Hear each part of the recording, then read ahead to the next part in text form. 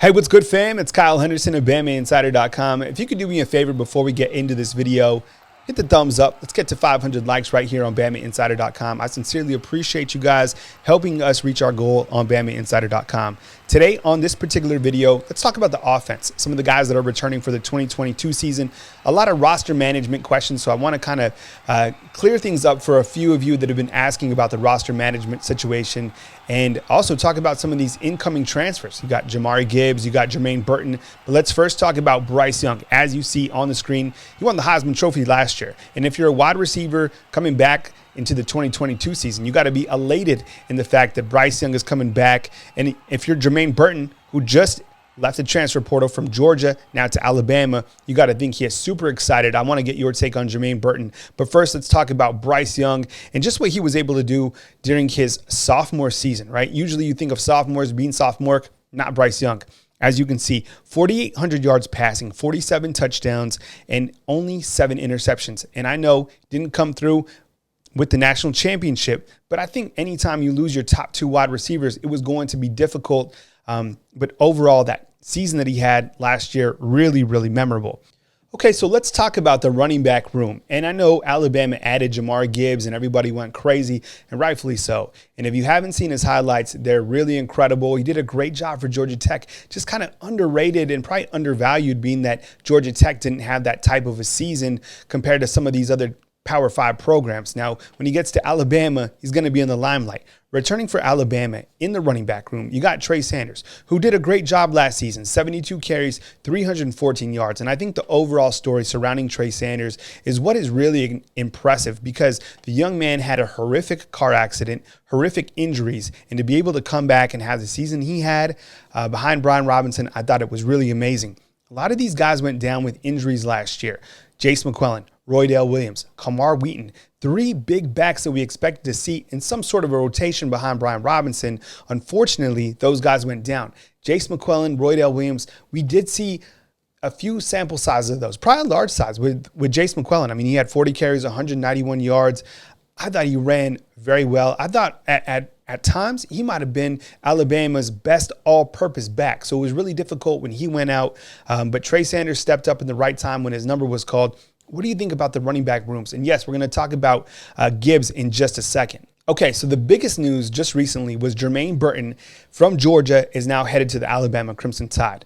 I think that's tremendous news because you add a veteran wide receiver to that unit. But let's look at some of the wide receivers that are returning after Jameson Williams, John Mechie, and Slade Bolden announced that they're headed to the NFL draft. So you have Ja'Cory Brooks, is going to be a freshman. You had JoJo Earl, really all those freshmen, right? Even Christian Leary at one point was put with the running backs because of the injury situation that plagued that running back room, as we just spoke about. So when you look to this room, I want to get you guys inside the comment box. What do you think about this wide receiver room going into the season?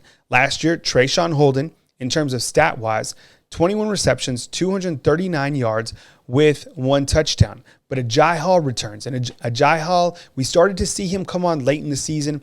I think we all knew around the Cotton Bowl that he was going to be involved in some sort of the game plan. And then we saw in the title game that he really came through.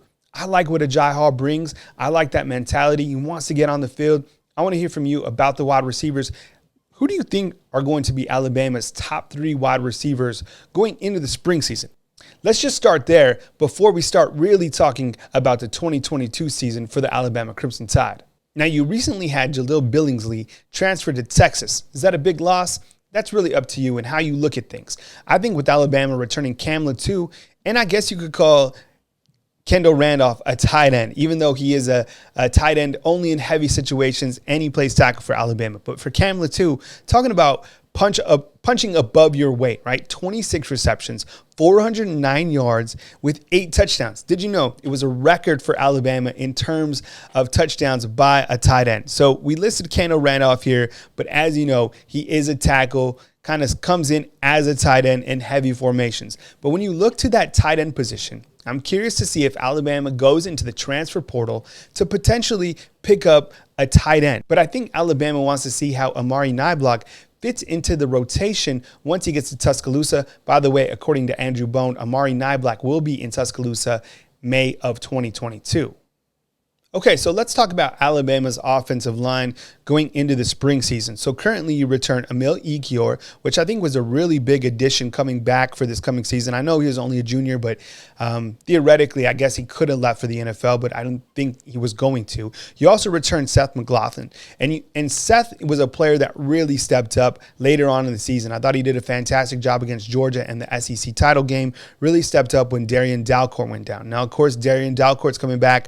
You also have Javion Cohen, who played a tremendous amount of snaps, 1,000 snaps actually last year. Emil Ekiyor, 1,000 snaps as well. You have J.C. Latham, and then as mentioned, you have Darian Dalcourt. I want to hear from you. Which linemen do you think are going to step up for Alabama this coming season? And I could potentially see Alabama maybe going into the transfer portal if there is a tackle maybe that goes into the portal. A lot of people are wondering about the Brockmeyer twins. Look, in terms of where they're in Tuscaloosa. Now, if they do enter the portal, we'll talk about it at that time. But what about Tommy? Maybe Tommy has progressed enough to be a contributor for the Alabama Crimson Tide. What do you think about Alabama's offensive line coming back into 2022 minus first-round draft pick Evan Neal? Okay, so to close this video out, let's talk about the two transfers coming in, monster transfers coming in, right? So you have Elias Ricks on the defensive side, and we'll talk defense another time, but you have Jermaine Burton and you have Jamari Gibbs coming to the University of Alabama, actually already enrolled at the University of Alabama. I'm pretty sure Burton might be enrolled or it's going to be this week, but he's going to be eligible for the spring season. And Jamari Gibbs has been with the team, I think, since, early January. So you look at the two guys side by side, receptions for Burton on the left, 26, 497. Had 5 touchdowns. Look, Georgia didn't utilize their wide receivers, in my opinion. I think they utilized Brock Bowers very well. And I think Georgia just spread the football out. Whereas Alabama, you had your certain targets. You had John Mechie, you had Jameson Williams, you had Slade Bolden. But I think when Burton gets to Alabama, in my opinion, he's going to be the guy. He wouldn't have came here if he didn't think he was going to be the guy. So as we talked about earlier, it's going to be a Jai Hall, Ja'Cory Brooks, Jermaine Burton. Is there going to be another receiver that steps up in that rotation? Let's talk about Jamari Gibbs. That running back room that Alabama has is phenomenal. So Gibbs is going to bring that home run hitter type ability. But what I really like about Gibbs is the fact that he catches the football very well out of the backfield. 36 receptions, 497. I think he was the highest graded out running back in terms of catching the football. So tremendous add with adding Burton and Gibbs. Will Alabama add someone else from the transfer portal after the spring season?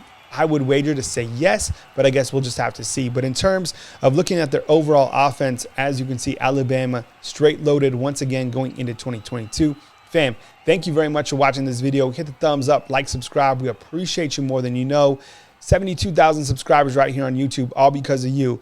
Until next time, my friends, I'll catch up with you soon right here on BamaInsider.com.